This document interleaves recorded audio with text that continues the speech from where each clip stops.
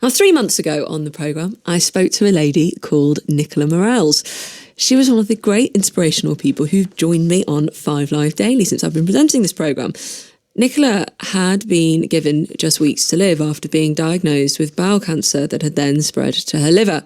But she wasn't taking it lying down, and her kick my ass cancer ball raised over £1 million in a single evening and has got a large social media following. And lots of you, I remember this very well, reacted to her story, wishing her very well. Well, I'm very happy to say she's still here and sat opposite me now and planning much, much more in 2017. Nicola, it's so lovely to see you. And you, Happy New Year. Happy New Year. How are you? I'm good. I'm still here, like you said, and yeah, I feel great. You do, but it was a bit of a rocky time, wasn't it, over Christmas? Yeah, Christmas was a bit difficult. So, just to give a bit of background, the combination of drugs I'm having at the moment is unique. Nobody's had them before, and everything said that I shouldn't respond to them, and I have, which is fantastic. So not only have we contained the cancer at the moment, that my tumours are now shrinking, which we never thought we would get to, and that's thanks to my wonderful doctor, etc., etc.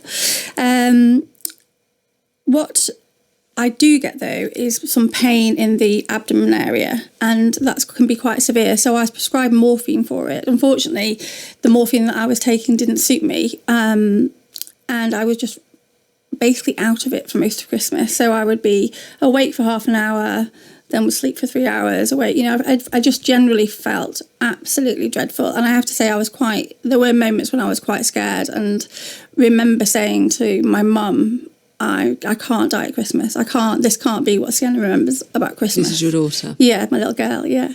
But as it turns out, it wasn't nothing, dreadful. It was just I needed a change of the type of pain relief that I was having. And since that's happened, I feel a lot better. You do. And in terms of this year then, because I'm so happy you came to that. And it's so good. When I saw that you were coming on the programme, I was like, yes, here she is. When you come to this year in just a moment, when you're going through something like that and you think it might be the end, which is something you're having to come to terms with and have had to come to terms with, how do you start sort of dealing with that? Because I know you made sure you had some alone time with your husband over this Christmas. That was very important, wasn't it? Yeah, it was literally an hour and a half. It's amazing how much chat you can fit into an hour and a half. So, it's really important to get a balance, I think. So, as I've mentioned to you before, and I think you already know, making memories for me is really, top of my priorities, both for my daughter, for me, and for Steve. And having some alone time which I think it was New Year's Eve, we actually went out, and obviously we'd just gone through this dreadful sort of phase where he was scared, my mum was scared. There was a point when I was being sick, and Sienna was crying and saying, "Mummy's going to die, Mummy's going to die." So it was horrific.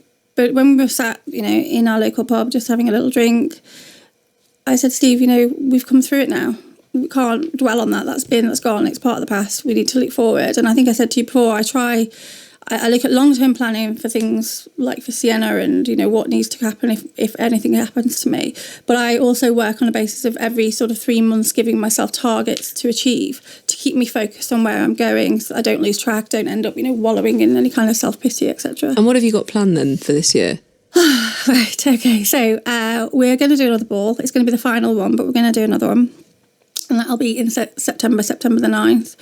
We're doing another triathlon. And this is to raise money specifically for the IMM 101 drug, which I'll come back to in a minute. And that's the drug that you've been... Yeah, one of the drugs that I've been having, yeah. And then the other thing that I'm going to be getting involved with, which I'm so proud that I can sit here and say this, to be honest, is that one of the doctors who's looked after me previously has asked me to go with him to the House of Lords in February to basically be the voice of terminally ill, or even not terminally ill, cancer patients.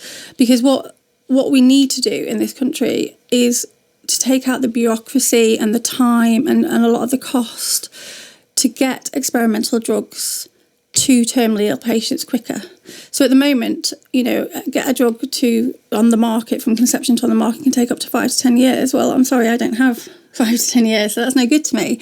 And I think what the point we've got to get across is that people who are terminal are more willing to take greater risks with the drugs that they will try. And I think at the moment we have one system that fits all for every kind of drug that needs to be passed off. And I don't think it needs to be as rigid as that. We should have a process where we can speed some things up, where we can do different trials. I think we should be looking at giving oncologists the right to run smaller trials where the data is published and everybody can access it. We do need to be careful, obviously, that we protect the patient and we don't allow any abuse of that or put the patients at risk.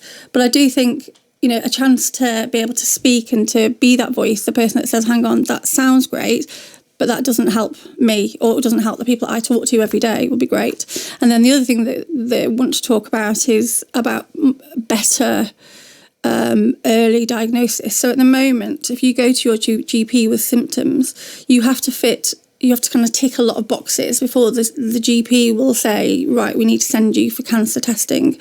And he might or she might decide that you've got stomach cancer, so she'll send you to a stomach cancer specialist. You go and see that specialist, and that specialist will say, no, you haven't got stomach cancer, and we'll send you back to the GP. And then you have to start the process all over again.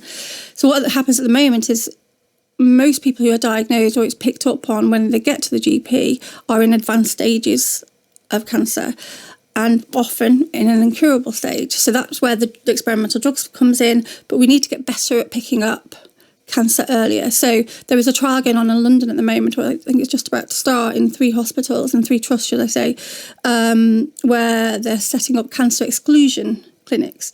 So you don't necessarily have to tick that criteria that the GPs work off. Bearing in mind, they might not have seen your cancer before either. But say if the GP's got a strong gut instinct that there's something definitely not right, you would be sent to that clinic. You would undergo a number of tests, excluding various different kinds of cancer, until they either found cancer, but hopefully at a very early stage, or they can totally exclude you, from the fact that you've got cancer at all. Let me just bring in Dr. Darrell Reese, who's a clinical pharmacologist who provides training on medicines development for the Health Research Authority's ethics committees. Darrell, listening to that, welcome to the programme. Good morning. In terms of some of these changes that Nicola has identified, she is obviously now sort of a self-appointed expert. She's had to become one. I wouldn't say I'm an expert just yet. No, but I mean, the sort of level that you do get to know when you're in this situation is huge, the level of detail. Mm-hmm. Darrell, when you've heard this, what changes are possible? What's not right in this system at the moment? Well, clinical trials in cancer treatments are different from other treatments. We can move straight into patients. So the first stage, known as a phase 1 trial, does look immediately, not in healthy volunteers as we do in for other treatments, but straight away we can test the new medicine in cancer patients. We have to start at a low dose and then gradually work up to higher doses, because at that stage we don't know what dose will work, and we don't know what dose would cause potential harm, and how well that dose would be tolerated. But, and once we've established that, we can then start looking at, does it start to shrink the tumours? But there's an issue about actually being on trials and then those trials ending. I mean, what are the reasons a trial can end even when it's working for some patients, and how can you fight that? Yes, you have to set a defined endpoint for the trial so that you can compare it against existing treatments to see if it is doing any benefit. When a particular trial stops and a patient is gaining benefit from the treatment, there is a possibility in some trials to roll on to the next phase immediately. So you can continue to take that treatment, but you'll be part of a different trial.